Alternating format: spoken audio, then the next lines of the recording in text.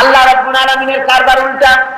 যদি কোনো মানুষ গুনাহ করে, সেই গুনাহ থেকে যদি তওবা করে, চোখের পানি ফেলে যদি গুনাহ মাফ চায়, আল্লাহ বলেন শুধু গুনাহ মাফ করি না, গুনার খাতায় যে নাম থাকে ওই নামটাও আমি আল্লাহ মুছে ফেলে দেই। ওই নামটাও রাখি না, মুছে ফেলে দেই। সুবহানাল্লাহ। আল্লাহ হচ্ছেন রহমান রহিম। আল্লাহর কাছে যখন বান্দা কান্দে, গভীর রাত্রে, শেষ রাত্রে আল্লাহ রাব্বুল আলামিন প্রথম আকাশে আসেন। মুসলিম শরীফের হাদিস। প্রথম আকাশে এসে ডাকেন, ও আমার বান্দারা কে আছো? গুনাহ করে করে জীবন ভর্তি করে ফেলেছো, আমার কাছে কাঁদো। ঋণগ্রস্ত হয়েছো, ঋণ পরিশোধ করতে পারো না, আমারে বলো। কে আছো এমন জীবনটাকে বরবাদ করে ফেলেছো, অসুখ হয়েছে সারে না, আমাকে বলো। এভাবে আল্লাহ ডাকতে থাকেন। ওই সময় যে সমস্ত আল্লাহর বান্দারা আরামের ঘুমকে হারাম করে গভীর রাত্রে জেগে উযু করে তাহাজ্জুদের নামাজ আদায় করে রব্বুল আলামিনের দরবারে দুহাত তুলে কাঁদতে থাকে আর বলে, আল্লাহ যত গুনাহ করেছি আমার তো বেঁচে থাকার কথা না, তুমি বাঁচায় রাখছো।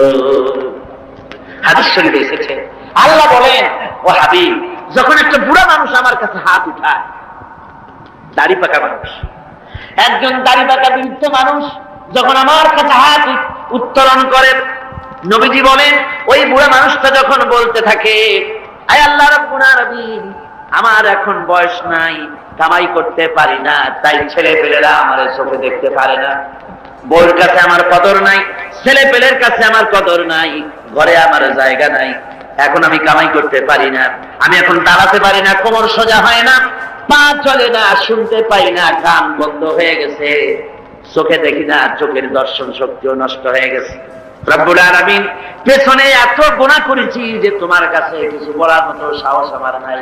এই বলে যখন বান্দা কাঁদে, আল্লাহ রাব্বুল আলামিন বলেন, এইভাবে বুড়া বান্দা যখন আমার দরবারে হাত তুলে কাঁদতে থাকে, তখন আমার শরম হয়, এই বুড়া মানুষটারে কেমনে আমি খালি হাতে ফিরাইয়া দেই। আমি খালি হাতে এই বুড়াটাকে ফিরাইতে পারি না। মানুষ যখন এভাবে কাঁদতে থাকে, আল্লাহ রাব্বুল আলামিন ফেরেশতাদের জিজ্ঞেস করেন, ও আমার ফেরেশতারা, আমার এই বান্দাগুলা কাঁদে কেন? সব তো ঘুমায় গেছে, ওরা কাঁদে কেন? ফেরেশতা বলে, রব্বুল আলামিন, তোমার বান্দা গুনাহ করেছে, জাহান্নামের আযাব থেকে মাফ চায়। আল্লাহ জিজ্ঞেস করেন, ওরা আমার জাহান্নাম দেখছে নাকি? বলে না, দেখে নাই। ওরা আমারে দেখেছে নাকি? বলে না, দেখে নাই।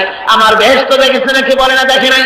আল্লাহ বলেন, ফেরেশতারা আমার বেহেশত দেখে নাই, দোজখ দেখে নাই, আমারে দেখে নাই, শুধু আমার নবীর কথা বিশ্বাস করেছে, আমার কোরআনের কথা বিশ্বাস করে আরামের ঘুমকে হারাম করে এই গভীর রাত্রে কিভাবে কাঁদতেছে, ওদের কান্নায় আমার রহমতের দরিয়ায় জোশ মেরে গেছে।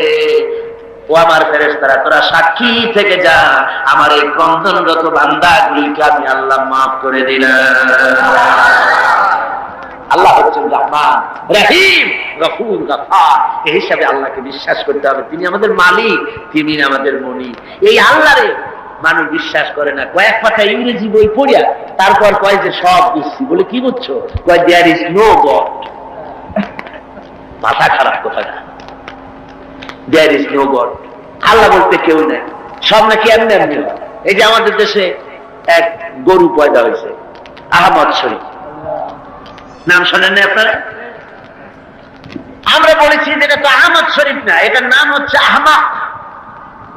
আহমাক শরীফ, শরীফ শরীফ মানে ভদ্র, আর শরীফ মানে দুষ্ট, আর আহমাক মানে বেকুব। ওর হচ্ছে বোকা, একদিকে বোকা আর একদিকে দুষ্ট। বোকা কেন? বোকা এই জন্য, বেচারা ডক্টরের ডিগ্রি করেছে, বিশ্ববিদ্যালয়ের শিক্ষক, লেখাপড়া জানে, বিজ্ঞান ব্যক্তি, অথচ মালিক চেনে না। মালিক চেনে, কিন্তু আমাদের দেশে গরুতেও মালিক চেনে। গরুতে মালিক চেনে না। বিলের মধ্যে, পোলার মধ্যে রাতের বেলা যাইয়া আপনি ডাক দেন আপনার গরুরে, যেখানে থাকুক আপনার কাছে ছুটে আসবে, ঠিক কিনা? কর বাড়িতে যদি গরু তো কিছুটা ভদ্র, কুত্তা, এই কুকুর আপনার বাড়িতে যদি শিকারী কুকুর থাকে, রাত্রিবেলায় যদি আপনার বাড়িতে আরেকজন যাইয়া ওঠে আর যদি কাশি দেয়, তাহলে তাকে তাড়াইয়া নদী পার করে ছাড়বে না কর। আর আপনি কত রাত্রে যান, আওয়াজ দেওয়া লাগবে না, শুধু একটা কাশি দেবেন, কুকুর এসে আপনার পায়ে ল্যাজ গুলাবে, মুখ ঘষবে, ঠিক কিনা? হ্যাঁ রে, আল্লাহ কুত্তায়ও মালিক চেনে। আহমদ শরীফ এমন গরু, এমন কুকুরের চাইতো নিকৃষ্ট, মালিকরে চিনল না। জোরে কর নাউযুবিল্লাহ। এমন কপাল পোড়া। যেই লেখাপড়া শিখলে পরে স্রষ্টাকে চেনা যায় না, ওই বিদ্যা 4 পয়সা মূল্য নাই। আছে মূল্য? মূল্য। আল্লাহ রাব্বুল আলামিনকে বুড়ো আঙ্গুল দেখায়। আল্লাহ আবার এগুলোর কিছু কয় টয় না। পিঁপড়ায় যদি হাতিরে দেখে কয় যে কত বড় একখান হাতি হয়েছে, এই বলে যদি পিঁপড়া হাতিরে নিন্দা মন্দ করে, হাতি কি তেড়ে আসে নাকি? পিঁপড়াকে তাড়াত করে? করেন। মানুষ তো আল্লাহর কাছে মানুষগুলো কি? কিছুই না, পিঁপড়ার চাইতেও ছোট। কিসের বড়াই মানুষের? আল্লাহ বলছেন ওয়াল্লাহুল গানিয়্যু ওয়া আনতুমুল ফুকারা, তোমরা সব ফকিরের গোষ্ঠী আর বেনিয়াজ বেপরোয়া কেবলমাত্র আল্লাহ সুবহানাহু ওয়া তাআলা। পড়েন সবাই, কুল হুয়াল্লাহু আহাদ আল্লাহুস সামাদ লাম ইয়ালিদ ওয়া লাম ইউলাদ ওয়া লাম ইয়াকুল লাহু কুফুয়ান আহাদ। কুল হুয়াল্লাহু আহাদ, বলুন আল্লাহ এক এবং একক, নিরঙ্কুশ, বেনিয়াজ, তিনি কারো মুখাপেক্ষী নন। তাকে কেউ জন্ম দেয়নি, তিনিও কাউকে জন্ম দেন নাই। আকাশ আর জমিনে আল্লাহর সমকক্ষ কেউ নাই। জোরে বলেন সুবহানাল্লাহ। প্রচন্ড ক্ষমতার মালিক। রাতকে দিন বানাতে পারেন, সাগরকে নগর করতে পারেন, নগরকে সাগর বানায় দিতে পারেন, ফকিরকে ধরে প্রেসিডেন্ট বানায় দিতে পারেন, আবার কোটিপতিকে ভিক্ষুকে পরিণত করে দিতে পারেন। যে প্রেসিডেন্ট দেখা যায় গলা থেকে শুরু করে পা পর্যন্ত ফুলের মালা দিয়া বোঝাই, সম্মানের কোনো অভাব নাই। আবার ফুলের মালার পরিবর্তে জুতার মালা পরাইয়া জেলখানার মধ্যে ঢুকাই দিতে পারেন আল্লাহ রাব্বুল আলামিন। পারে কিনা? জোরে কোন পারে কিনা? প্রচন্ড ক্ষমতার মালিক তিনি। সব দেখেন, সব শোনেন। অবশ্য রাতের বেলায় দেখেন না নাকি? আল্লাহ কি ঘুমায়? জোরে কোন আল্লাহ ঘুমায়? লা তাখুযুহু সিনাতুন ওয়ালা নাওম, তার কোনো ঘুম নাই, তন্দ্রাও নাই, সব তিনি দেখেন এবং শোনেন। আল্লাহর উপরে এরকম ঈমান আনতে হবে, প্রচন্ড ঈমান তার উপরে রাখতে হবে, তার রহমতের উপরে ভরসা করতে হবে এবং এই কথা মনে রাখতে হবে যে আল্লাহ রাব্বুল আলামিন তিনি কেবল আমাদেরকে রহমত করতে পারবেন না, জাত করতে পারেন। ঈমান আনতে হবে আল্লাহর উপরে। আল্লাহর উপরে ঈমান আনার অর্থই হলো আল্লাহর হুকুম মানা, আল্লাহর আইন মানা, আল্লাহর বিধান মানা, আল্লাহর শাসন মানা। এই কোরআনে কারিমে আল্লাহ যেসব কথা বলেছেন সেই কথা অনুযায়ী জীবনকে পরিচালনা করা, এটাই হলো আল্লাহর প্রতি ঈমান আনা। ঈমান আনার কথা যেখানেই আল্লাহ বলেছেন সেখানে বলেছেন ওয়াবিলুস সালিহাত। ঈমান যেখানে, আমলে সালেহের কথা সেখানে। ঈমানের কোনো দাম নাই যদি আমলে সালেহ না থাকে, আমলে সালেহের কোনো দাম নাই যদি ঈমান না থাকে। কথা বুঝে আসতেছে আপনার? দেখুন কোরআনে কারীমের ভিতরে অন্যত্র এসেছে ইন্নাল্লাযীনা আমানু ওয়া আমিলুস সালিহাতি কানাত লাহুম জান্নাতুল ফিরদাউসি নুজুলা। নিশ্চয়ই যারা ঈমান এনেছে এবং আমলে সালেহ করেছে তাদেরকে আল্লাহ রাব্বুল আলামিন জান্নাতুল ফিরদাউস দিবেন। তো এই যে ঈমান যেখানে, আমলে সালেহ সেখানে। আমলে সালেহ না হলে, অর্থাৎ নেক কাজ, সৎ কাজ না হলে ঈমানের দাম নাই। এজন্য আমি দৃষ্টান্ত দিতে গিয়ে বলি ঈমান হলো একটা এক, ওয়ান, ওয়াহিদ, এক, একটা ফিগার। ঈমান হলো এক, আর আমলে সালেহ নেক কাজ হলো শূন্য। নেক কাজগুলি কি? কথা বলেন না কেন? নেক কাজগুলি কি? শূন্য। এখন দাম কার বেশি, একের বেশি না শূন্যের বেশি? অনেকে বলে কয় যে না শূন্যের দাম বেশি। বলে কিরকম? কয় যে একের সামনে শূন্য বসলো তো একের দাম বেড়ে গেল, 1-10 হয়ে গেল, আর একটা শূন্য দিলে 1-100 হয়ে গেল, কাজে শূন্যের দাম বেশি। আমি বলি আপনার থিওরি যদি ঠিক হয় তাহলে শূন্য বসাইতে থাকেন যতদিন পারেন। তো বসাইলো একক, দশক, শতক, সহস্র, অযুত, নিযুত, কোটি, লক্ষ, পদ্ম, খর্ব, মহাখর্ব, নিখর্ব, এরকম করে করে জনমের মতো শূন্য বসাই দিল। আমি বললাম আপনার এখন একের দাম, আপনার এই শূন্যের দাম তো বেশি বললেন, আমি আমার এক উঠে পকেটে থুয়ে দিলাম, দেখি আপনার শূন্যের দাম কত হয়। শূন্যের আর দাম থাকবে? কোন দাম থাকবে না। শূন্যের মূল্য হয় একের কারণে। শূন্যের মূল্য হয় কিসের কারণে? একের কারণে। এক আছে বলে শূন্যের দাম বেশি, আর যদি এক না থাকে শূন্যের কোনো দাম নাই। সুতরাং এখন ঈমান আর শূন্য হচ্ছে ভালো কাজ। ঈমান আছে, একটা ভালো কাজ করেছেন 10 হয়ে গেল, আরেকটা কাজ করলেন 100 হলো, আর একটা ভালো কাজ করলেন 1000 হলো। এ হলো আপনার চিন্তায় 1000 হয়েছে, কিন্তু আল্লাহর খাতায় অনেক বেশি হয়ে গেছে। কত হয়েছে? অনেক বেশি। কিরকম? মানুষ যখন হযরত আদম আলাইহিস সালাম আর শয়তানকে আল্লাহ রাব্বুল আলামিন যখন পৃথিবীতে নির্বাসিত করে দিলেন, শয়তান তখন বলল যে আদমের কারণে আমার জীবন বরবাদ হয়ে গেল, আমার আমল নষ্ট হয়ে গেল, ওই আদম সন্তানকে আমি জাহান্নামের ভিতরে বেশি বেশি ঢুকায় দেব, আমি হায়াত চাই কিয়ামত পর্যন্ত। আল্লাহ হায়াত দিয়ে দিলেন। শয়তান চলে আসার পরে রব্বুল আলামিন ফেরেশতাদের বললেন, ও আমার ফেরেশতারা, এই শয়তান যখন আমার বান্দাদেরকে কোন কুমন্ত্রণা দিবে, তখন তোমরা আমার বান্দা যখন গুনাহ করার জন্য নিয়ত করবে, তখন তার আমলনামায় কোনো গুনাহ লিখবা না, গুনাহটা করা হয়ে গেলে একটা গুনাহই লিখবা। আর যখন আমার বান্দা যদি কোন ভালো কাজ করার নিয়ত করে, কাজটা করে নাই, শুধু নিয়ত করেছে, একের পরিবর্তে একটা নেকি লেখা দাও। আর যখন ভালো কাজটা করা হয়ে যাবে, তখন তার আমলনামায় একের পরিবর্তে 10 গুণ বাড়াইয়া লিখে দিও। জোরে কোন সুবহানাল্লাহ। সুতরাং যত ভালো কাজ করবেন আপনার আমল বেড়ে যাবে। কি বেড়ে যাবে? আপনার আমল বাড়তে থাকবে। আর আপনার ঈমান নাই। অনেকে কয় যে হুজুর এমনি আমি মানুষ খুব ভালো, বলে কিরকম ভালো? মিথ্যা কথা কই না।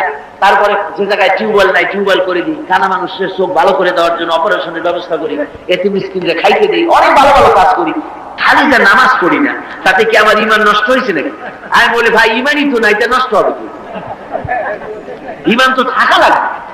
লা দীনা লিমান লা সালাতা লাহু, যার কাছে নামাজ নাই তার কাছে দ্বীন নাই, ঈমান নাই। মনে রাখবেন, যে ব্যক্তি নামাজ পড়ে না, মুসলমান বলে দাবি করা কোন অধিকার তার নাই, কোন দাম নাই। আপনি নামাজ পড়েন না তো আল্লাহর সামনেই মাথা নত হইল না, আপনি কিসের মুসলমান? ওরকম গরু শগুনিও খায়, কয় যে আমরা গরুর গোশত খাই, শগুনিও তো খায়। তা আমি দাড়ি রাখি, রবীন্দ্রনাথ তো দাড়ি রাখছি, কার্ল মার্কস তো দাড়ি রাখছে, তাহলে কি হয়েছে? কথা বুঝতে পেরেছেন? সুতরাং মাথা নত করতে হবে, আল্লাহরে সেজদা দিতে হবে। এমনি এমনি মুমিন হতে খাওয়া যাবে না। সবে বরাত আসলো, মাশাআল্লাহ, আগের থেকে রেডি, রুটি তৈরি, গোশত তৈরি, তারপরে গোসল করবে কোন জায়গায় তাও তৈরি। শোনা আছে যে প্রত্যেক ফোটায় ফোটায় 100 করে নেকি হবে গোসলের পানিতে। তেল তোল মাইখা ভালো করে গোসলের জন্য রেডি হয়ে গেছে। গোসল টোসল করিয়া এরপরে গোশত খাইলো খুব, গোশত টোস্ত খাইয়া খেয়ে তারপরে 2 রাকাত 6 রাকাত নামাজ পড়িয়া ঘুমায় গেল। মনে করলো যে পিছনের গুনাহ মাফ হয়েছে। না, এত সহজ না। কথা বুঝতে পেরেছেন? এত সহজ না। শেষ রাত্রে ঘুমাইয়া ফজর নষ্ট করছে। ওই পাগলের মতো এক পাগল বলছিল যে মিয়া তুমি গরু কেন? ভালো মানুষকে পাগলে বলতেছে গরু কেন? কয় ঘুরতেছি, গরু তালাশ করি, একটা গরু কিনবো, পরশুদিন কোরবানি হবে, কোরবানির গরু তালাশ করি, কিনবো। পাওনা কয়ে না পাইনি। পাওনা তাতে কি হয়েছে? একটু মাঠে কত গরু একটা ধরে নিয়ে জবাই দিল। কয় যে তো তুমি পাগল, তোমার কথা, পরের গরু জবাই দিলে তো গুনাহ হবে, আমি গরু কিনে জবাই দেবো। তুমি পাগল, আমি পাগল। পাগলে বলতেছে তুমি পাগল। তুমি কোরবানি উপলক্ষে একটা ভালো নিয়ত করে একটা গরু তুমি ধরবা, সে যার করি ভালো নিয়ত করিয়া কোরবানির দিনে নামাজ পড়িয়া এসে আল্লাহু আকবার বলবে, জবাই দিয়ে দেবে। এখন তুমি চুরি করছো, সেজন্য একটা পাপ হবে, আর আল্লাহ রাস্তায় কোরবানি করছো, সেজন্য একটা সওয়াব হবে। কোরবানির সওয়াব আর চুরির পাপ ভগ্নাংশের মতো কাটাকাটি হয়ে যাবে, গোশত খাওয়া পাপ। মুসলমানের অবস্থা তাই হয়েছে। সারা বছর গুনাহ করে, ওজনে কম, খাদ্যে ভেজাল, চুরি ডাকাতি জুয়া মিথ্যে কথা সব বলে, সবে বরাতে সমানে ইবাদত করে মনে করে পিছনের গুনাহ মাফ হয়ে যাবে, আর রাতের বেলায় খাও গোশত আর রুটি খায় না ওজনের মতো। এটার নাম পাগলামি। আচ্ছা, আপনারা শিক্ষিত লোক যারা, তারা তো বোঝেন, আপনারা সবই শিক্ষিত, ভালো মানুষ, আপনারা নিশ্চয়ই বোঝেন বোনাস। ঈদে বিভিন্ন মিল কলকারখানা বোনাস দেয়। বোনাসটা বোঝেন তো? একটু কথা না কইলে আমি বুঝি কেমনে বোনাস বোঝেন। ধরুন আদমজি জুট মিল কর্তৃপক্ষ, তারা ঘোষণা করেছে ঈদের একদিন আগে 28শে রমজান অথবা 29শে রমজান আমরা ঈদ বোনাস দেব।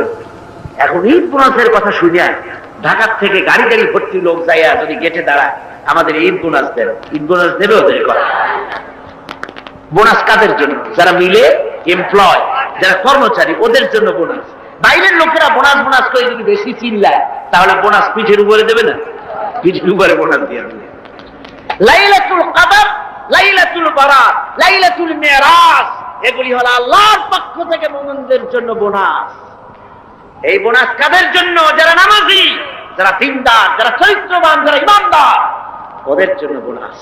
সারা বছর নামাজ নাই, শবে বরাত শেষ হয়ে গেলে নামাজ নাই, আর এরা বোনাস দিতে যায় আল্লাহর কাছে। সারা রাত জেগে জেগে ইবাদত করবা, আর পরের দিন থেকে আবার যে শয়তান সেই শয়তান। কথা বুঝলেন? ওই যে আমি এই কথাটা বললাম, কমরউদ্দিন মুসল্লি সাহেবের নাম মনে আছেন আপনাদের? আরে ভাই কথা বললেন, কমরউদ্দিন মুসল্লি সাহেব, আল্লাহ তাকে বেহেশতে নসিব করুন। শুনলাম কোন এক জায়গা থেকে উনি নৌকো বাইরে যাচ্ছে, তারপরে রোজার দিন একজনে কয় মুসল্লি সাহেব আমার একটু নেবেন, আমি একটু যাবো। কোন জায়গায় যাবো লোক জায়গায়। তারপরে তারা নিচে নিয়ে সে বলছে যে আমি একটু ভাই আপনারা সাহায্য করে, কয় না ভালো লাগবে না, আমি সব কামাই করি, তুমি বসে। অনেক দূর চলে গেছে। তারপরে সেই লোক একটা সিগারেট ধরেছে। আরে মিয়া, রোজার দিন তুমি সিগারেট ধরাইছো কেন? কয় যে আমি রোজা না। কেন রোজা না? কয় যে আমার পেট ব্যথা করে। পেট ব্যথা করে তুমি সিগারেট খাও কেন? তারপরে উনি নৌকা উল্টা দিয়েছে। কয় আপনি যান কোথায়? উল্টা উল্টাবে। কয় যে তুমি যে জায়গায় দিয়ে উঠছো আমি সেই জায়গায় নামাবো। কয় যে না, আমার এই জায়গায় নামা দেন, আপনি কষ্ট করে উঠে যান না। কয় না, কোথায় শয়তান কোথায় নামাবো? যে জায়গায় শয়তান সেই জায়গায় নামাই দিয়ে আসবো। কমরউদ্দিন মুসল্লি সাহেব জিতাই আর শুনছেন না আমার ভাইরা, এই রকমের নামাজ নেই, রোজা নাই। অনেক আছে রোজার মাস আসলে গ্যাস্ট্রিকের ব্যারাম হয়, রোজা রাখে না। কি হয়েছে? কয় যে গ্যাস্ট্রিক। আল্লাহ জনমের মতো গ্যাস্ট্রিক বানাই দিতে পারেন কিনা? আবার তা হুঁশিয়ার হয়ে যাবে। এই রমজান বরকতের মাস, রহমতের মাস, পবিত্র মাস। সুবহানাল্লাহ বলেন। আল্লাহ যেন সকলকে রোজা রাখার তৌফিক দেন, জোরে কোন আমিন। রোজা আসছে মানুষের চরিত্র ভালো বানাবার জন্য। খায় রে কপা, এই রোজা আসলে মুসলমানদের মেজাজ যায় খারাপ। হিন্দুরা বিকাল বেলায় মাছের বাজারে যায় না, মুসলমানদের রোজা মেজাজ খারাপ। বেলা 12টার সময় চোট লাভ, 2টার সময় গালাগালি, তারে বলা লাগে ভাই, তারে কয় সারা। লোকেরা কয় দুনিয়া তো স্যাঁচে, কয় যে রোজায় ধরছে। অফিসে গেছে, কাজ করতে পারে না, ঘুমায়। কয় লোক ঘুমায় কেন? কয় যে রোজায় ধরছে। যে রোজা তার চরিত্র ভালো বানাবে, সেই রোজা দিয়ে তার চরিত্র নষ্ট হচ্ছে, তার ঈমান নষ্ট হয়ে যাচ্ছে। তার কারণ কি? কারণ হলো ঘুম আসে, মেজাজ খারাপ হয়। মেজাজ খারাপ হয় কেন? পেটে অশান্তি হলে মেজাজ খারাপ হয়। আল্লাহ বলছে যে সারাদিন একটু না খাইয়ে থাকো। আপনি যদি না খাইয়ে থাকেন তাহলে আল্লাহর গোলায় অনেক খাদ্য জমা হবে নাকি? না, সেজন্য রোজা না। রোজার অনেক ফায়দার মধ্যে এটাও, গরিব মানুষ যে না খাইয়া থাকে সারাদিন, তুমি যেন বোঝো, এটাও একটা। কিন্তু আমরা সারাদিন না খাইয়া ওই ইফতারের সময় সুদে আসলে সব উসুল করি। পেঁয়াজি, বেগুনি, ছোলা, মুড়ি, বুট, জনমের মতো খায়। খাইয়া মাগরিবের আগে শেষ হয় না, কয় ও মাগরিবটা পড়ে আসি, তারপরে খায়। এমন খাওয়া খায়, খাইয়া তারপরে ডাক্তারের কাছে গেছে, কয় যে ডাক্তার সাহেব আমি তো আর শ্বাস করতে পারিনি। কেন? কয় যে খাইছি বেশি, সবে বরাত তো খুব বেশি খেয়ে ফেলাইছি। কয় 2টা ট্যাবলেট খাও আর 1 গ্লাস পানি। খাওয়া খায়, পেটে উকুন মারা যায়, এমন খাওয়া খায়। এরপর তো ঘুম আসবে, এরপর তো মেজাজ খারাপ হবে, আর আমার সার ঔষধ সমানে বিক্রি হয়। আমার বন্ধুগণ, এই যে অবস্থা, এই অবস্থার জন্য আমরা আমাদের ভাই হতে হবে। এই পবিত্র রজনী আল্লাহ পাক বোনাস স্বরূপ দিয়েছেন দিনদার, ইমানদার, পরেজগার তাদের জন্য, যারা জীবনকে তৈরি করবে ওদের জন্য এই রাত দিয়েছেন। এই রাতকে বেশি বেশি ইবাদত করে জীবনকে পরিশুদ্ধ করতে হবে, আমলে সালেহ করতে হবে, নেক কাজ বেশি বেশি করতে হবে। নেক কাজ কারে কয় সেই ব্যাখ্যাটা সংক্ষেপে দিয়ে দিই। নেক কাজ, আল্লাহ রাব্বুল আলামিন বলেন, আল্লাযী খালাকাল মাউতা ওয়াল হায়াতা লিয়াবলুয়াকুম আইয়ুকুম আহসানু আমালা। আল্লাহ পাক বলছেন, আমি মৃত্যু এবং জীবনকে সৃষ্টি করেছি এই জন্য যে তোমাদের মধ্যে আমলের দিক থেকে কে উন্নত সেটা যাচাই করার জন্য। এখন আমলে আহসানে আমল, উন্নত আমল কি তার ব্যাখ্যা কি? উন্নত আমলের জন্য 2টা শর্ত। উন্নত আমলের জন্য কয়টা শর্ত? ভালো করে বোঝেন আর শোনেন। উন্নত আমলের জন্য 2টি শর্ত। একটি শর্ত হচ্ছে আমলটা হতে হবে আল্লাহর রজামন্দির জন্য, আল্লাহকে খুশি করার জন্য আমলটা হতে হবে। 2 নম্বর শর্ত হচ্ছে আমলটা হতে হবে সুন্নতে নববীর উপরে, রাসূল পাক যেভাবে কাজটি সম্পাদন করেছেন তার উপরে হতে হবে, তাহলে এটা হবে আহসানে আমল। আপনি নামাজটা কেমনে পড়বেন? আপনার পীর সাহেব যেমন পড়েন ওই রকম, আপনার মাওলানা সাহেব যেমন পড়েন ওই রকম, আপনার মুহাদ্দিস সাহেব ওই রকম না। আমার নামাজ পড়তে হবে। রাসূল পাক সাল্লাল্লাহু আলাইহি ওয়াসাল্লাম বলেছেন, সাল্লু কামা রাআইতুমুনি উসাল্লি, নামাজ পড়ো সেইভাবে যেভাবে আমাকে পড়তে দেখো। সুবহানাল্লাহ। রাসূল হচ্ছেন মডেল, সব ব্যাপারে আদর্শ। জনাবে মুহাম্মদ রাসূলুল্লাহ সাল্লাল্লাহু আলাইহি ওয়াসাল্লাম, তার অনুকরণ অনুসরণ জীবনের সব ক্ষেত্রে করতে হবে। তাহলেই প্রত্যেকটি কাজ আহসানে আমল হবে, উন্নত মানের কাজ হবে। যদি সত্যিকারের আমরা সে আমলটাকে আল্লাহকে খুশি করার জন্য করি, তাহলে বুঝতে হবে প্রথম কাজ ঈমান, 2 নম্বরে নেক কাজ। 2 নম্বরে কি? নেক কাজ। যদি ঈমান না থাকে আর অনেক ভালো ভালো কাজ আপনি করেছেন, তাহলে হবে 0 + 0 + 0 সমান কত হবে? 0ই। এই জন্য কাজটি আল্লাহকে খুশি করার জন্য হতে হবে।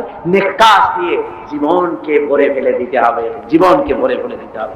3 নম্বরে যে কথাটি জীবন সফল হওয়ার জন্য, তা হচ্ছে ইল্লাল্লাযীনা আমানু ওয়া আমিলুস সালিহাতি ওয়া তাওয়াসাউ বিল হাক্কি ওয়া তাওয়াসাউ বিস সাবর।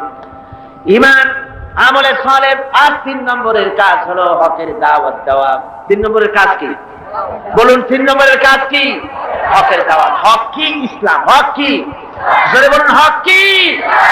ইসলামের দাওয়াত দিতে হবে। ইসলামের দাওয়াত দিতে হবে, ঘরে ঘরে পৌঁছে দিতে হবে ইসলামের দাওয়াত। মানুষকে বুঝাতে হবে ইসলাম ছাড়া উপায় নেই। ইসলাম হচ্ছে এক কমপ্লিট কোড অফ লাইফ, মুকাম্মাল নিজামে হায়াত, একটি পরিপূর্ণ জীবন ব্যবস্থা, যার মধ্যে আছে অর্থনীতি, সমাজনীতি, রাজনীতি, সব আছে। কোরআন শরীফে আছে না অর্থনীতি, রাজনীতি আছে না? আমাদের দেশে কথা উঠেছে যে ধর্মনিরপেক্ষতা অবলম্বন করতে হবে, ধর্ম আর রাজনীতি আলাদা। এ ধরনের কথা শহরে বন্দরে হয়, মানুরি পাড়ার মতো এই প্রত্যন্ত অঞ্চলে সব জায়গায় এসব কথা বোধহয় বলা হয় না। বলা হয় ধর্ম আর রাজনীতি আলাদা বলে। আমার ভাইরা মনে রাখবেন, ধর্ম নিরপেক্ষ মতবাদ এটি একটি কুফরি মতবাদ। যারা বলে এটি কি মতবাদ? দুনিয়ার সব আলিম, সব মুহাদ্দিস, সমস্ত মুফাসসির একমত, ধর্ম নিরপেক্ষ মতবাদ হচ্ছে কুফরি মতবাদ। যেহেতু আল্লাহর কথার সাথে সম্পূর্ণ কন্ট্রাডিক্টরি কথা, সাংঘর্ষিক। আল্লাহ বলছেন, ইয়া আইয়ুহাল্লাযীনা আমানু আতিউল্লাহ ওয়া আতিউর রাসূল ওয়া উলিল আমরি মিনকুম। ও বিশ্বাসীরা, তোমরা যারা আমার উপর ঈমান এনেছো, আল্লাহর পরে আল্লাহর আনুগত্য করো এবং রাসূলের আনুগত্য করো। কোন ক্ষেত্রে আনুগত্য করো? সকল ক্ষেত্রে। কিন্তু ধর্ম নিরপেক্ষবাদী যারা, তারা বলে যে ধর্ম ব্যক্তিগত ব্যাপার, ধর্ম ব্যক্তিগত ব্যাপার, জীবনের সব ক্ষেত্রে ধর্ম পালন করা যাবে না, এই কথাই তারা বলে। অর্থনীতিতে, সমাজনীতিতে, রাজনীতিতে ধর্ম পালন করা যাবে না, ধর্ম ব্যক্তিগত ব্যাপার। তাহলে কোরআনের আয়াতের সাথে সাংঘর্ষিক হলো না? জোরে বলেন, সাংঘর্ষিক হলো না? এই জন্য ধর্ম নিরপেক্ষ মতবাদ হচ্ছে একটি কুফরি মতবাদ। যারা বলে ধর্ম নিরপেক্ষ মতবাদ দিয়ে সংখ্যালঘুদেরকে নিরাপত্তা বিধান করার জন্যই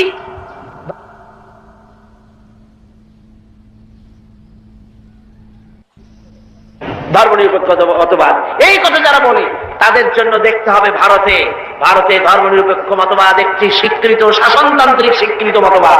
কিন্তু এই মতবাদ দিয়ে তাদের দেশে তারা কি সংখ্যালঘুদের জান মাল এবং তাদের উপাসনালয়কে নিরাপত্তা দিতে পেরেছে? জোরে বলেন, পেরেছে? ধর্ম নিরপেক্ষ মতবাদ আরেকবার প্রমাণ করে দিল যে এটা কোনো মানুষের জন্য সঠিক মতবাদ হতে পারে না। ওরা বাবরি মসজিদ ভেঙেছে, ভারতের প্রধানমন্ত্রী নর পশুরাও, এটা নরসীমা না, এটা নর পশু। পৃথিবীতে কোন মানুষ আজ পর্যন্ত মসজিদ ভাঙ্গার অপরাধ পৃথিবীতে কেউ করে নাই, ঠিক কিনা কথা? কেউ করেনি। এই পৃথিবীর সবচেয়ে নিকৃষ্ট শয়তান নর পশু ভারতের প্রধানমন্ত্রী, এটা কি শয়তান? জোরে বলেন, ওটা কি?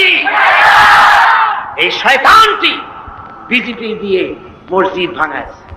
বাবরি মসজিদের উপরে যখন শাবল এবং কোদাল চলতেছিল, সিএনএন কেবল নিউজ নেটওয়ার্কের মাধ্যমে যখন আমরা এই দৃশ্য দেখেছি, আমার তো মনে হচ্ছিল যে এই শাবলগুলি মসজিদের উপরে পড়ছে না, বরং পৃথিবীর 125 কোটি মুসলমানের কলিজার উপরে পড়তেছে। মুসলমানদের কলিজা ভেঙে চুরে ওরা টুকরা টুকরা হয়ে যাচ্ছে।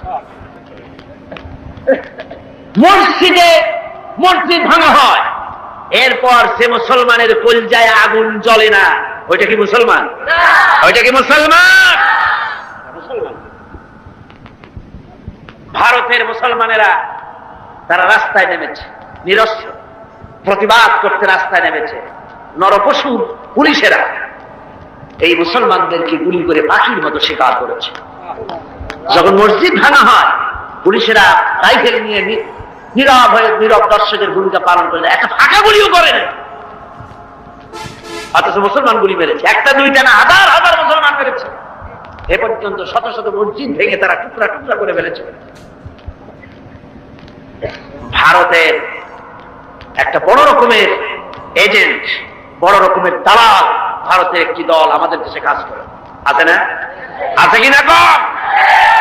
ভারতের এই গোলামেরা বাংলাদেশ পার্লামেন্টে যখন ভারতের এই কাজের প্রতিবাদ আর নিন্দা জানাচ্ছিল, সেই গোলাম দলটি যদি 5 ভাগ বলেছে মসজিদ ভাঙার কথা, 95 ভাগ বলেছে ভারতের স্বার্থের কথা। জোরে করেন নাউজুবিল্লাহ।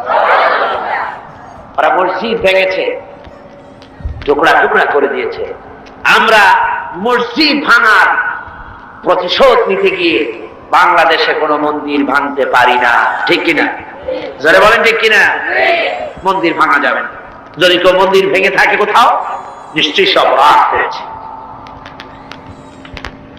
আমরা ইসলামের প্রতিশোধের নীতিতে বিশ্বাসী নয়। অপরাধ করেছে ভারতীয় হিন্দুরা, সেজন্য বাংলাদেশের হিন্দুরা দায়ী নয়। ভারতের বাবরি মসজিদ ভাঙার ব্যাপারে বাংলাদেশে বসবাসরত নাগরিক হিন্দুরা কিছুতেই দায়ী নয়, ঠিক কিনা? একথা মনে রাখতে হবে। তবে ভারতকে এর মাসুল দিতে হবে, এর মাসুল দিতে হবে, কোনো সন্দেহ নাই। ভারত, তাকে মনে রাখতে হবে, ভারত রাশিয়ার চাইতে শক্তিশালী নয়।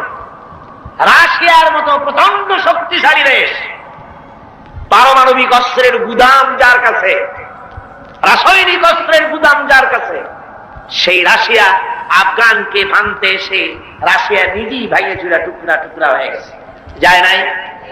আজকে পবিত্র লাইলাতুল বারাত, আপনারা বিশ্বাস করুন, নরপশুরাও ভারতের বাবরি মসজিদকে যেভাবে ভেঙেছে, মসজিদের ইটগুলো যেভাবে টুকরা টুকরা করেছে, গোটা ভারত ইতিহাসের থেকে, মানচিত্র থেকে, পৃথিবীর মানচিত্র থেকে টুকরা টুকরা হয়ে বুঝে যাবে ইনশাআল্লাহ।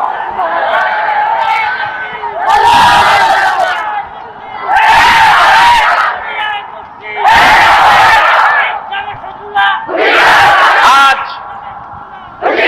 হিন্দুস্তানের সঙ্গে মুসলমানদের একটা লড়াই হবে, হিন্দুস্তানের সাথে মুসলমানদের একটা যুদ্ধ হবে। এটা আমার কথা নয়, এটা বলেছেন বিশ্বনবী জনাবে মুহাম্মদ রাসূলুল্লাহ সাল্লাল্লাহু আলাইহি ওয়াসাল্লাম। ইবনে মাজাহ শরীফের হাদিস। হযরত আবু হুরায়রা রাদিয়াল্লাহু তাআলা আনহু ছিলেন রাবী। হযরত আবু হুরায়রা তিনি বলছেন, রাসূল সাল্লাল্লাহু আলাইহি ওয়াসাল্লাম বলেছেন, 2 শ্রেণীর লোক কিয়ামতে জাহান্নাম থেকে মুক্ত বলে ঘোষিত হবে। এক শ্রেণী হচ্ছে ওরা যারা ঈসা আলাইহিস সালামের সাথে থেকে দাজ্জালের বিরুদ্ধে যারা লড়াই করে শাহাদাত বরণ করবে, কিয়ামতের দিন আল্লাহ পাক তাদেরকে জাহান্নাম থেকে মুক্ত বলে ঘোষণা করবেন। দ্বিতীয় শ্রেণী, রাসূলুল্লাহ বলছেন, হিন্দুস্তানের সঙ্গে একটা জিহাদ হবে, ওই জিহাদে যারা শহীদ হবে, কিয়ামতের দিন আল্লাহ পাক তাদেরকে জাহান্নাম থেকে মুক্ত বলে ঘোষণা করবেন। হযরত আবু হুরায়রা বলেছেন, এই হাদিস বর্ণনা করে তিনি বলেছেন, আল্লাহ যদি আমাকে সেই পর্যন্ত বাঁচায় রাখেন, তাহলে হিন্দুস্তানের ওই লড়াইতে শরীক হয়ে আমি যদি শহীদ হতে পারি, তাহলে কিয়ামতের দিন জাহান্নাম থেকে আমিও মুক্ত বলে আল্লাহর কাছে ঘোষিত হতে পারবো, এবং মুক্ত হয়ে আমি মুক্তভাবে বিচরণ করতে পারবো। এই আশা তিনি পোষণ করে দুনিয়া থেকে বিদায় গ্রহণ করেছেন। সেই জিহাদ আজও হয়নি, ইতিহাস তা প্রমাণ করে না। জিহাদ একটা হবে ভারতের সাথে। সেই জিহাদ বাংলাদেশের সেনাবাহিনী, বাংলাদেশের বিডিআর আর পুলিশ নয়, শুধু 11.5 কোটি তাওহীদি জনতা কাঁধে কাঁধ মিলিয়ে বাবরি মসজিদ ভাঙার প্রতিশোধ ভারতের কাছ থেকে কড়ায় গন্ডায় আদায় করে ছাড়বে ইনশাআল্লাহ।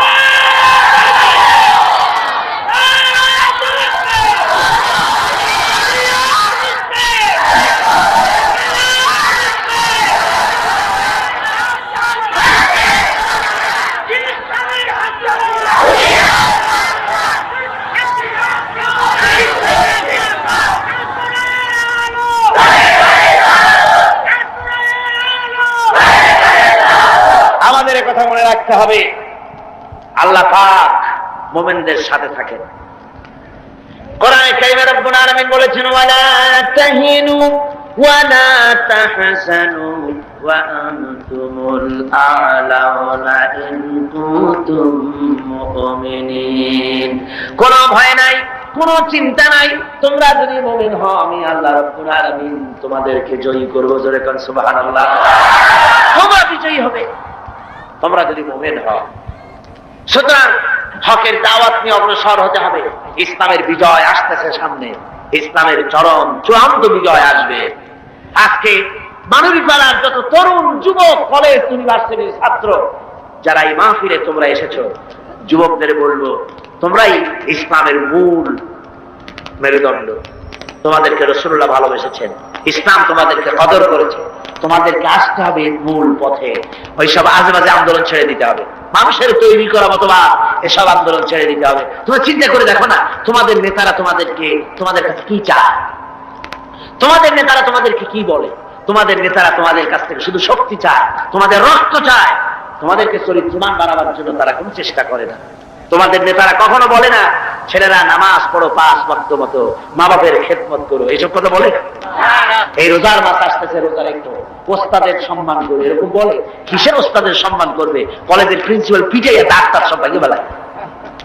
ঢাকা বিশ্ববিদ্যালয়ের প্রাক্তন ভাইস চ্যান্সেলর মনিরুজ্জামান মিয়া সাংবাদিক সাক্ষাৎকারে বলতেছিলেন দুঃখ করে, আমি বিশ্ববিদ্যালয়ের এমন এক জন্তু, আমার দাঁতও নাই, নখরও নাই, খালি বসে বসে মাইর খাই। আমরা বলেছি মাইর তো খাবিনি, মেহমান দাওয়াত দিয়ে নিজের পোষা গুন্ডা দিয়ে মাইর খাওয়ায়, মার আপনি খাবেন না, খাবে কিনা? এটা খাওয়া খুবই স্বাভাবিক কথা। আদব শিক্ষা সেখানে দেওয়া হয় না। তোমাদের নেতারা তোমাদেরকে আদব শিক্ষা দেয় না, তোমাদের হাতে টাকা দেয় মদ, জুয়া, জেনা, ব্যভিচার ইত্যাদির জন্য, তোমাদেরকে অস্ত্র দেয় অন্যের সভাপণ্ড করার জন্য, অন্যের দল ভাঙার জন্য, এইসব করে। তোমাদেরকে চরিত্রবান বানাবার জন্য তাদের কোনো প্রোগ্রাম নাই। কথা ঠিক কিনা? কথা ঠিক কিনা? এই জন্য যুবকদেরকে, তরুণদেরকে ফিরে আসতে হবে ইসলামের সুশীতল ছায়াতলে। এখানেই শান্তি, এখানেই মুক্তি, এখানেই নাজাত। চলে আসো এই ইসলামের দিকে, এই দাওয়াত নিয়ে ছড়িয়ে পড়ো। আজকে বসনিয়ার উপর অত্যাচার হতেছে, বসনিয়ার মুসলমানরা মার খেতেছে, আলজেরিয়ায় মার খেতেছে, প্যালেস্টাইনে মার খেতেছে। প্যালেস্টাইনের নো ম্যানস ল্যান্ডে, ইসরায়েল আর লুবনান এর মাঝখানে নো ম্যানস ল্যান্ডে প্রায় 500-এর মতো ফিলিস্তিনি মুসলমানেরা কষ্ট পাচ্ছে। মুসলমানেরা বিপদে পড়লে জাতিসংঘ দেখে না, আমেরিকাও দেখে না, ব্রিটিশও দেখে না, কেউ দেখে না। মুসলমান বিপদে পড়েছে, একটা কুত্তা বিড়ালের জীবনের যে দাম আছে, মুসলমানদের দাম ওদের কাছে নাই। এইভাবে প্রতিকরণ তারা করতেছে। আজ ভারতে মুসলমান নির্যাতিত, কাশ্মীরে নির্যাতিত, বার্মায় নির্যাতিত, সব জায়গায় মুসলমানদের উপর নির্যাতন চলছে। এই নির্যাতনের পরই ইসলাম প্রতিষ্ঠিত হবে ইনশাআল্লাহ। কোনটা প্রতিষ্ঠিত হবে? ইসলাম প্রতিষ্ঠিত হবে। সেজন্য এই দাওয়াত নিয়ে ঘরে ঘরে পৌঁছে যেতে হবে, ইসলামী আন্দোলনের শরীক হতে হবে। কিন্তু ইসলামী আন্দোলনের শরীক হওয়ার ব্যাপারে অনেকে আবার কয় যে হুজুর কোন ইসলামে যাবো? করো, ইসলামের এত দল, কোনটায় যাবো? সেই জন্য কোনটায় যাই না। আল্লাহ রাব্বুল আলামিন বলেন, কুল কুনু হিজারাতান আও হাদিদা।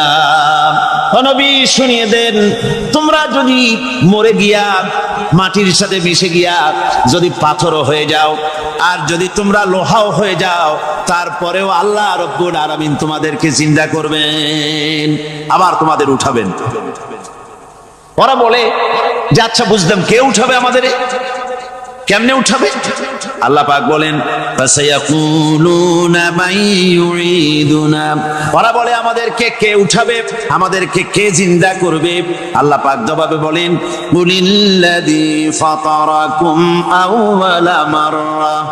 যিনি তোমাদেরকে প্রথম সৃষ্টি করেছেন তিনি আবার তোমাদেরকে জিন্দা করবেন। আল্লাহ পাক সুন্দর করে বুঝাচ্ছেন।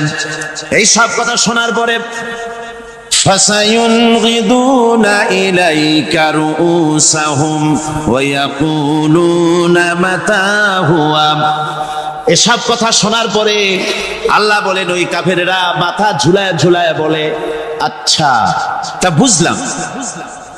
আল্লাহ বলেন, ওরা মাথা ঝুলায় আর বলে, আচ্ছা বুঝলাম, তবে কিয়ামত কবে সেই কিয়ামত অনুষ্ঠিত হবে?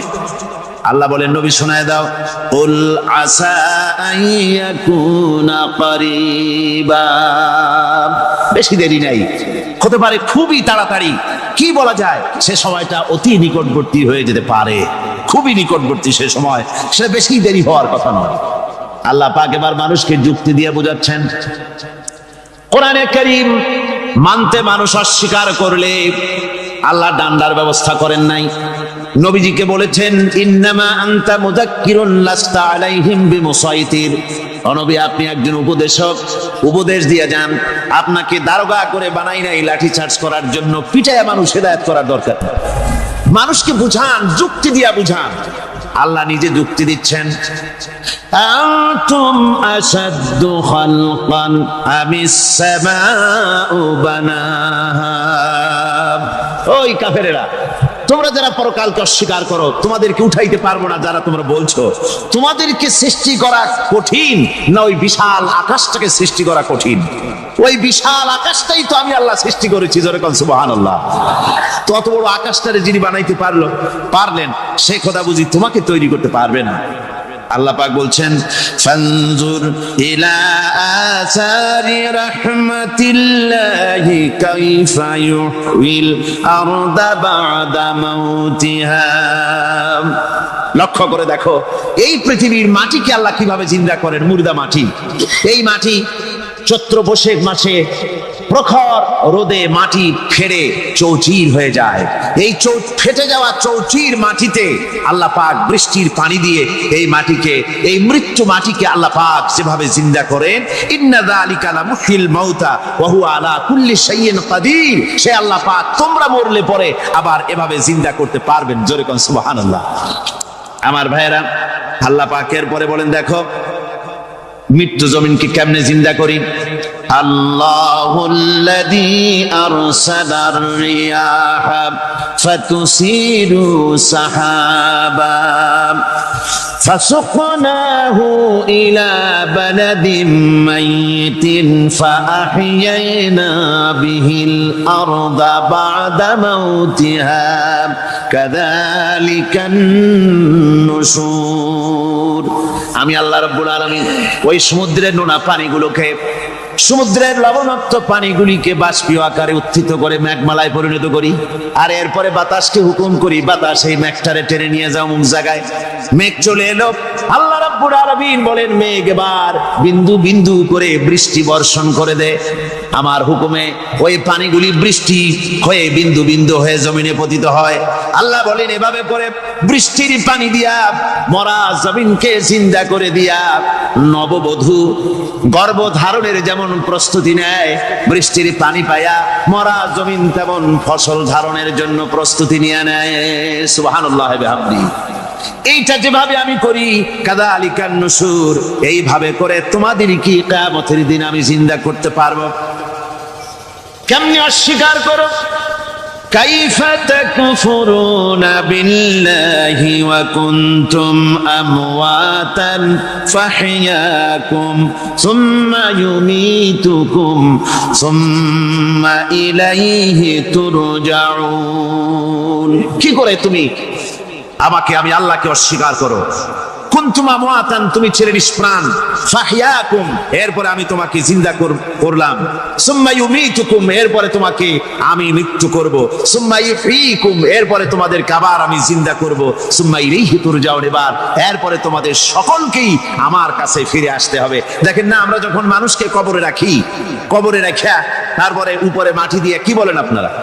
মিনহা খালাকনাকুম, পড়েন, মিনহা খালাকনাকুম ওয়া ফিহা নুঈদুকুম ওয়া মিনহা নুখরিজুকুম তারাতান উখরা। এ বান্দা, এই মাটি দিয়া তোরে তৈরি করা হয়েছিল, এই মাটির ভিতরে রেখে গেলাম, আবার এই মাটি থেকে আল্লাহ রাব্বুল আলামিন তোমারে জিন্দা করবেন। কিয়ামতের ময়দানে সকলকে উঠতে হবে সেখানে আল্লাহর দরবারে। আল্লাহ পাক বলছেন, বান্দা কেমনে অস্বীকার করো? ইন কুনতুম ফি রাইবিম মিনাল বা'স ফাইন্না খালাকনাকুম মিন তুরাব। পরকালকে যারা অস্বীকার করো, কিয়ামতে উঠতে হবে, এটাকে কিভাবে অস্বীকার করো? চিন্তা করে দেখো, তুমি নিষ্প্রাণ মাটি ছিলে, সেই মাটি দিয়েই আমি তোমাকে তৈরি করেছি। আবার আল্লাহ পাক মানুষকে আরো বুঝান, কিয়ামত আছে, পরকাল হবে, আল্লাহর দরবারে উঠতে হবে। আলাম ইয়াকুন নুতফাতাম মিন মানিজ্জিন ইউমনা, তুমি কি মাতৃগর্ভে নিক্ষিপ্ত এক ফোঁটা পানি ছিলে না? সুম্মা কানা আলাকাতান ফাখালাকা ফাসাওয়া, এরপরে তোমাকে মাংসপিণ্ডে, জমাট রক্তে মাংসপিণ্ডে পরিণত করা হলো, এরপরে তোমাকে সুন্দর করে তোমাকে সুগঠিত করা হলো। ফাজআলা মিনহু যাওজাইনি যাকারা ওয়াল উনসা, এরপরে মাতৃগর্ভের ভিতরে আমি এটাকে পুরুষ বানালাম, কন্যা সন্তান অথবা পুত্র সন্তানে পরিণত করলাম।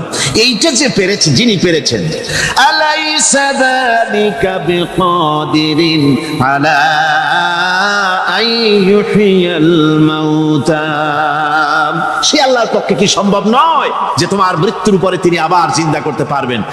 কি বলেন সম্ভব না? তিনি পারবেন না? নিশ্চয়ই তিনি আবার কিয়ামতের মাঠে আমাদেরকে হাজির করতে পারবেন, এতে কোনো সন্দেহ নাই। আল্লাহ পাক সেই জন্য এখানে বলতেছেন যে ওরা বাল কাযযাবু বিসসাম, ওরা আসলেই পরে কালকে অস্বীকার করেছে। আপনি যে নবী, এতে কোনো সন্দেহ নাই। আপনি খানা খান, আপনি বাজারে যান, এটাই মূল আপত্তির বিষয় না। মূল কথা হলো তারা পরকালকে অস্বীকার করেছে। আল্লাহ পাক বলেন ওয়া আন্নাস সাআতা আতিয়াতুন লা রাইবা ফিহা, অবশ্যই সে সময় আসবে, সে কিয়ামত আসবেই, এতে কোনো সন্দেহ নাই। ওয়া আন্নাল্লাহা ইয়াবআসু মান ফিল কুবুর, আর আল্লাহ পাক তিনি কবরের মধ্যে অন্তর্হিত যা কিছু আছে সবাইকে কিয়ামতের দিন আল্লাহ পাক ময়দানে উঠাবেন। কিয়ামতে আল্লাহর দরবারে সকলকে হাজির হতে হবে।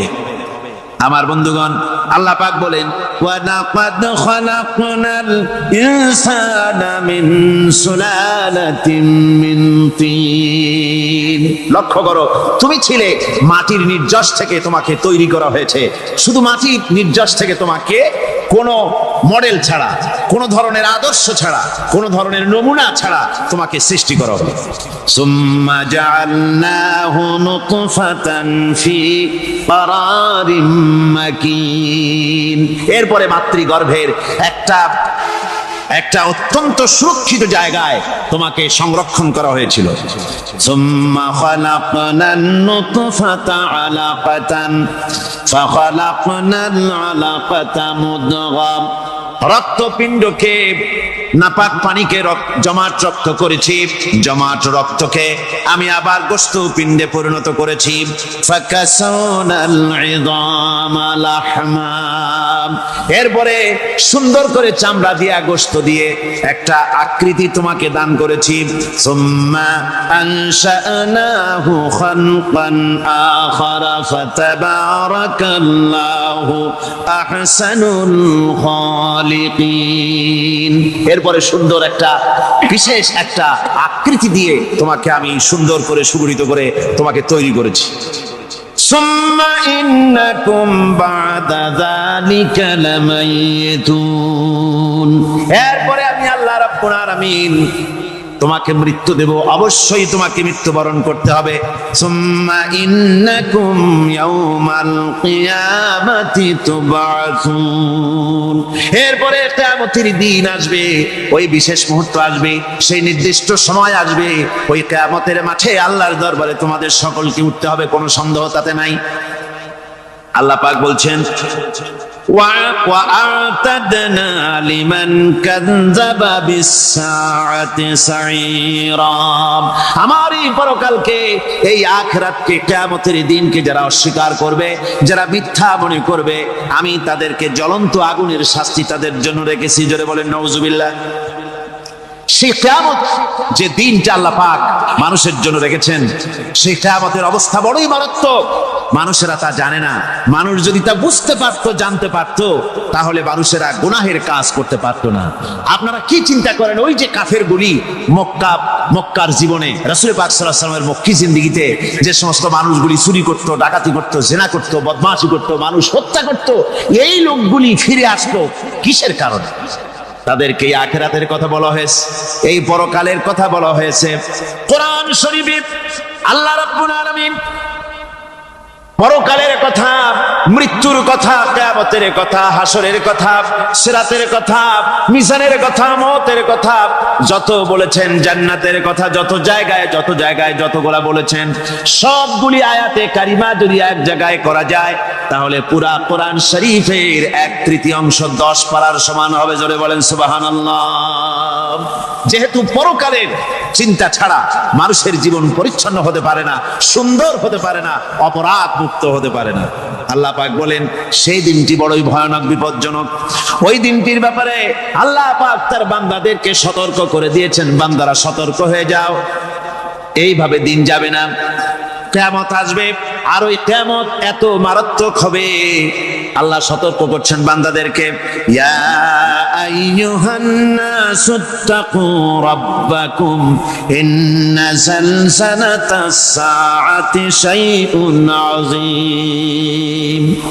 হে মানব সকল, আত্মরক্ষা করো খোদার গজব থেকে, আল্লাহর গজব থেকে আত্মরক্ষা করো। ইন্না যালযালাতাস সাআতি শাইউন আযীম, সেই কিয়ামতের সেই কম্পন খুবই মারাত্মক, খুবই ভয়াবহ কম্পন সৃষ্টি হবে সেদিন।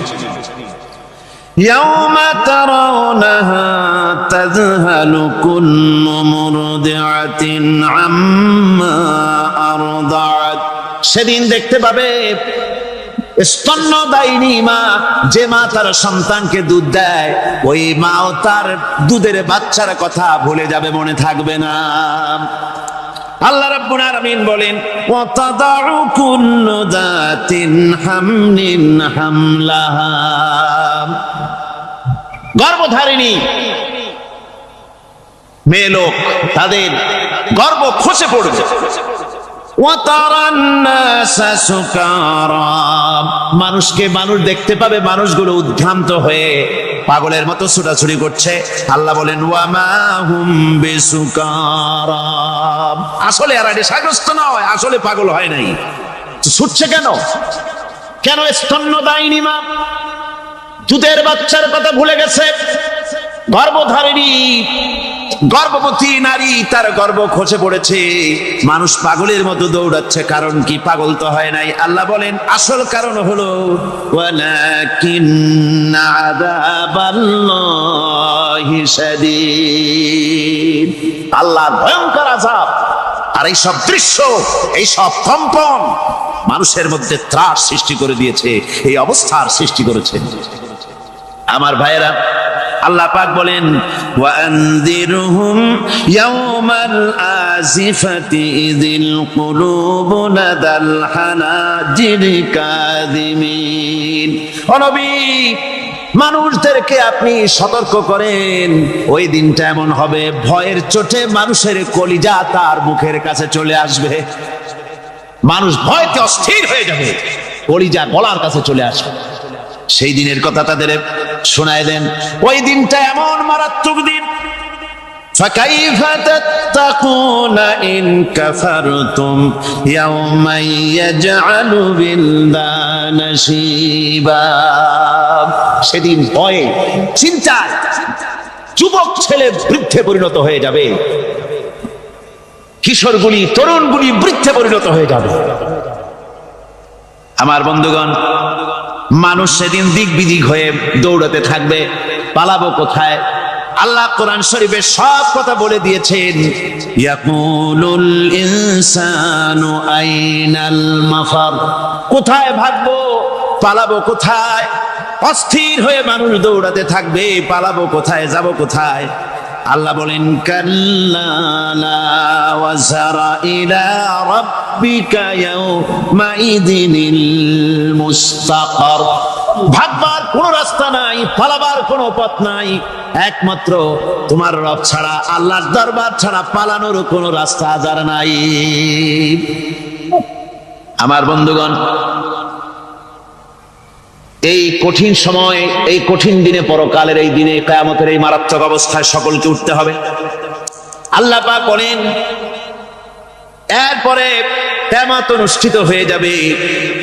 সূরা ফুরকানে আল্লাহ বলছেন, ইযা রাআতুহুম মিন মাকানিন বাঈদিন সামিউ লাহা তাগায়ুযান ওয়া যাফীরা।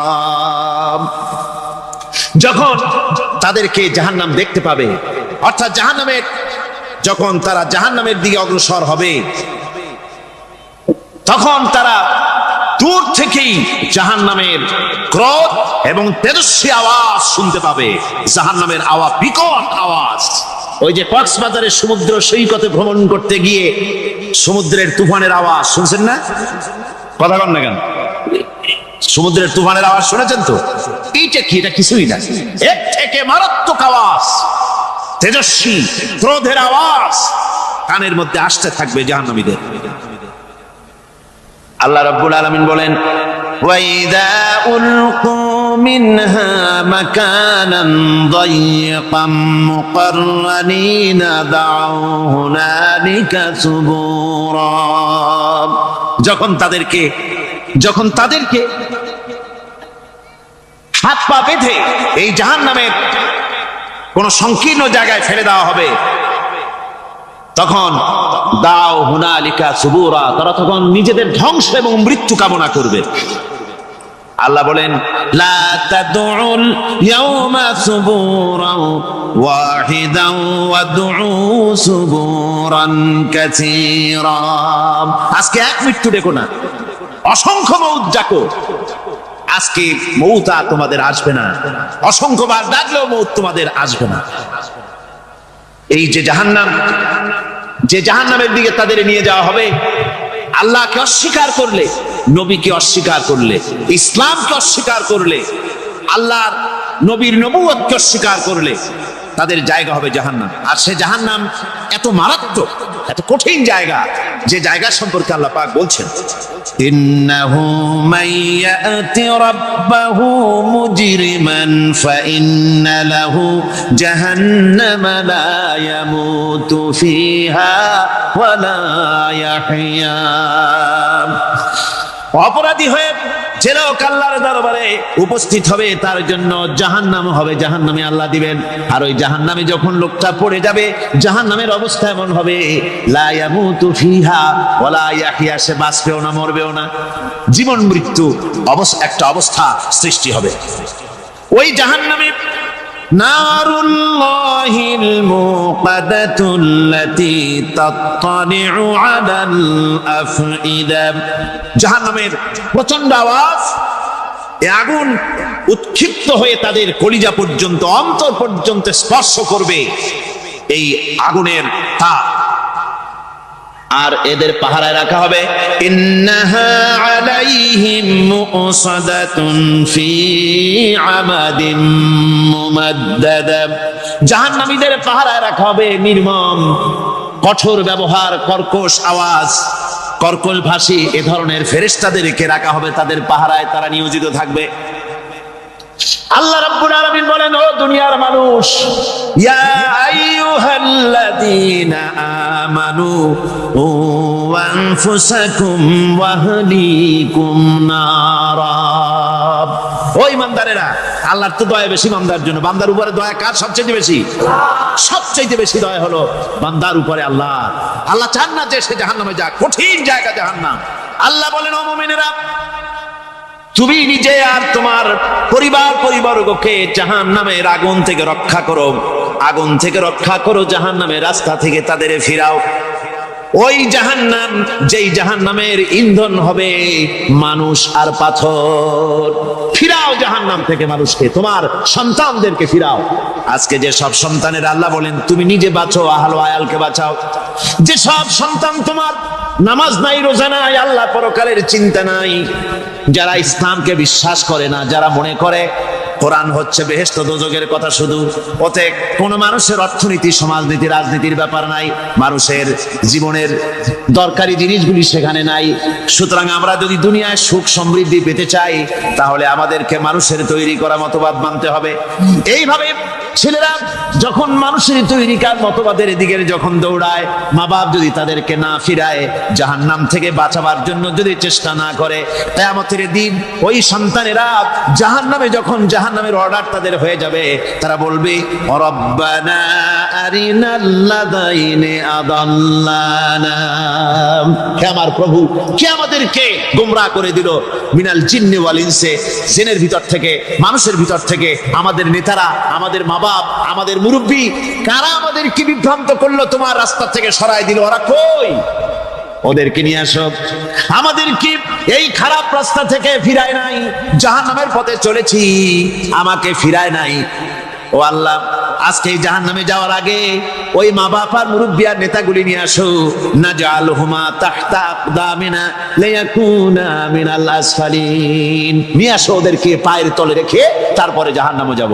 আমার ভাইরা, যে ছেলে আজকে মানুষের তৈরি করা মতবাদের আন্দোলন করছে, সেকুলারিজম করছে, সোশ্যালিজম করছে, ক্যাপিটালিজম করছে, তারপরে ন্যাশনালিজম করছে, হাজারো মতবাদের দিকে আকৃষ্ট হয়েছে আপনার ছেলে, আপনার স্ত্রী, আপনার বোন, আপনার ভাই, আপনি জেনে শুনে তাদেরকে ফিরাচ্ছেন না, আল্লাহ রাস্তায় আনতেছেন না।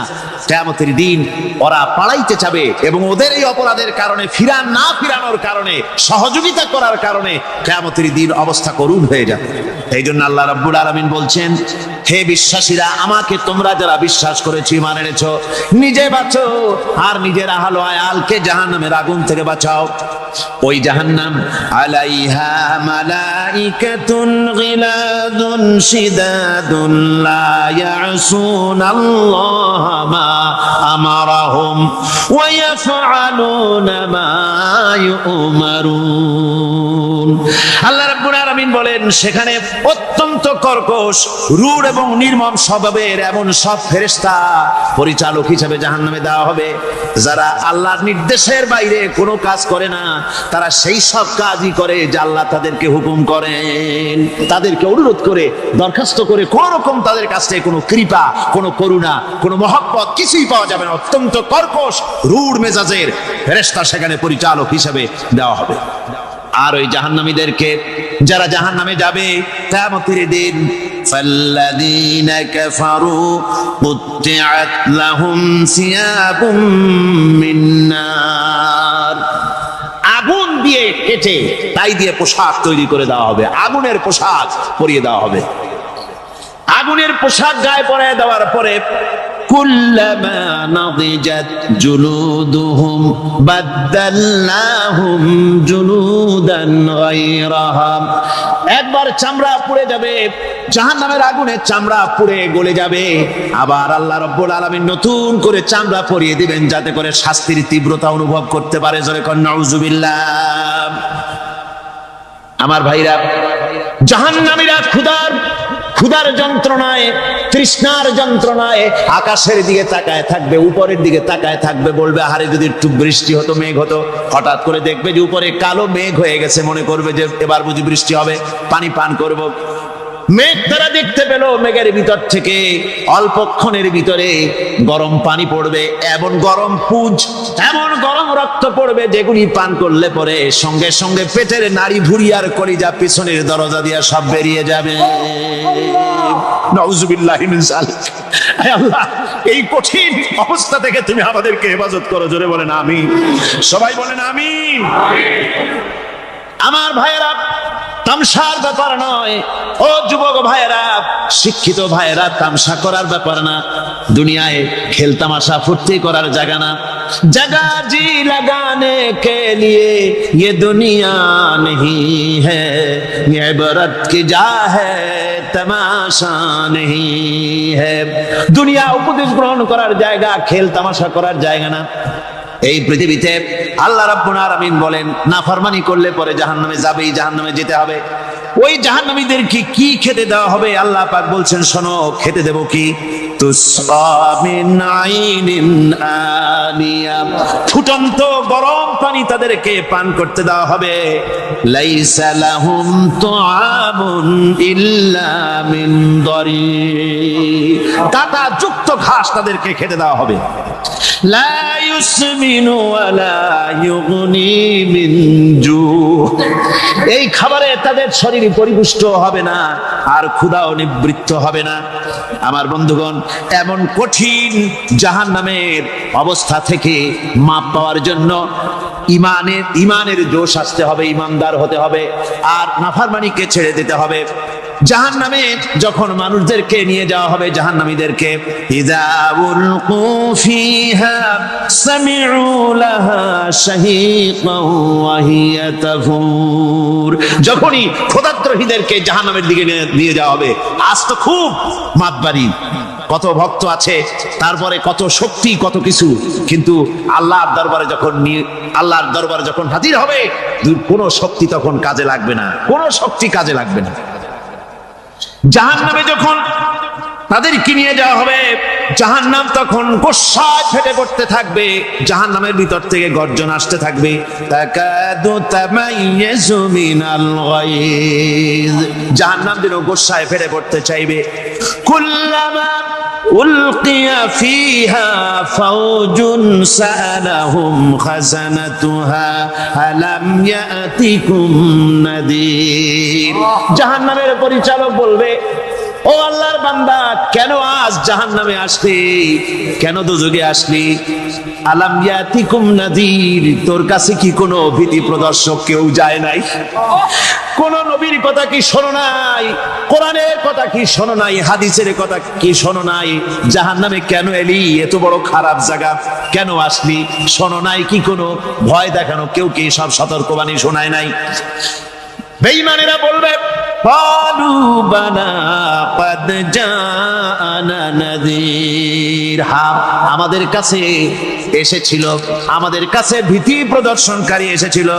ফাকাযযাবনা ওয়া কুলনা মা নাযালাল্লাহু মিন শাই, এসেছিল কিন্তু আমরা বলেছি বেটা মিথ্যে কথা বলে। জোরে কর নাউযুবিল্লাহ, বেটা মিথ্যে কথা বলে। কিসের ব্যস্ত, কিসের দোজখ? খালি খালি দোজখের একটা ভয় দেখাইয়া দুনিয়ার এই টাটকা সুখগুলি নষ্ট করতে চায় এরা।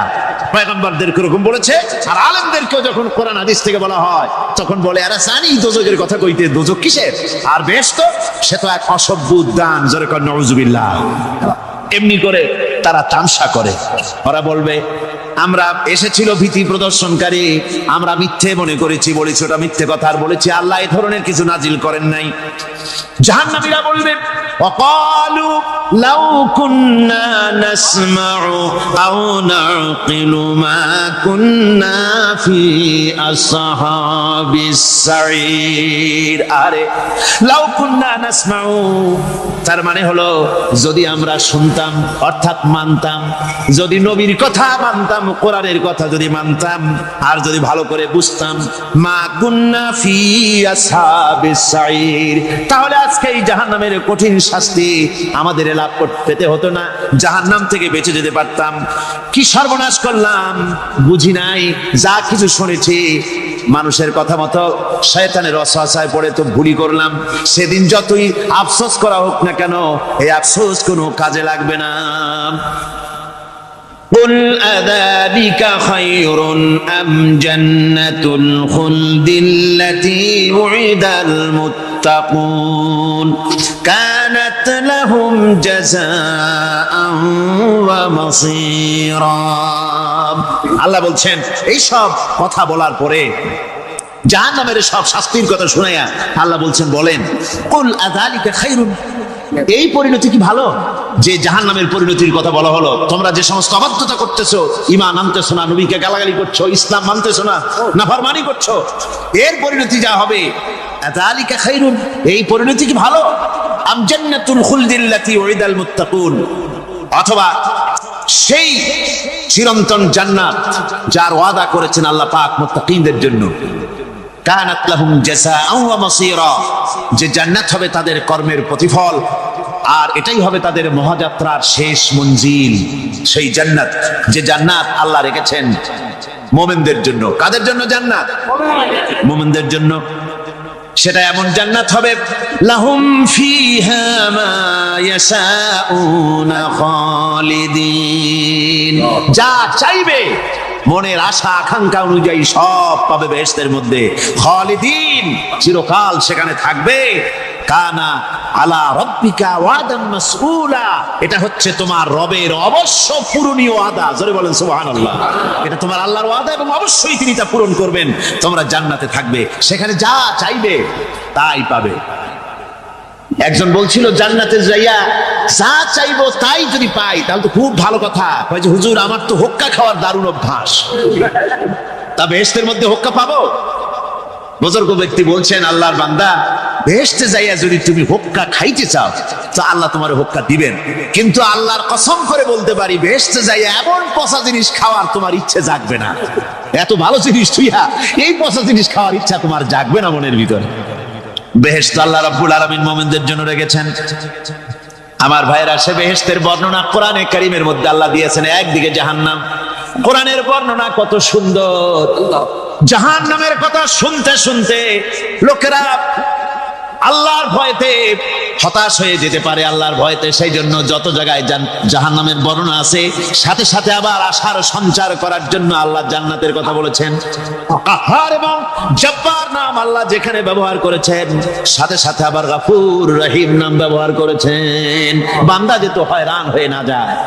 আমার ভাইরা, একদিকে জাহান্নামের এই কঠিন শাস্তির কথা, আবার অপর দিকে আল্লাহ বলেন, শোনো, এমন জান্নাত আমি রেখেছি, মাসালুল জান্নাতিল্লাতী উইদাল মুত্তাকুন, এমন বেহেশত মুত্তাকিনদের জন্য যার ওয়াদা করা হয়েছে, এমন বেহেশত সেটা, ফিহা আনহারুম মিন মাইন গায়রি আসিন, সেখানে এমন সুন্দর স্বচ্ছ পানির ঝর্ণাধারা, সুমিষ্ট পানির ঝর্ণাধারা রাখা হয়েছে।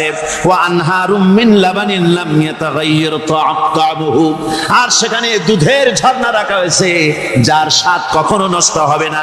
ওয়া আনহারুম মিন খামরিন লাযযাতান লিশ-শারিবিন, আর রাখা হয়েছে পানীয়ের ঝর্ণাধারা যা পানকারীদের জন্য অত্যন্ত সুন্দর হবে, খুবই সুস্বাদু হবে। আর রাখা হয়েছে ওয়া আনহারুম মিন আসালিন মুসাফফা, পরিষ্কার পরিচ্ছন্ন সুস্বাদু মধুর ঝর্ণা। জোরে বলেন সুবহানাল্লাহ।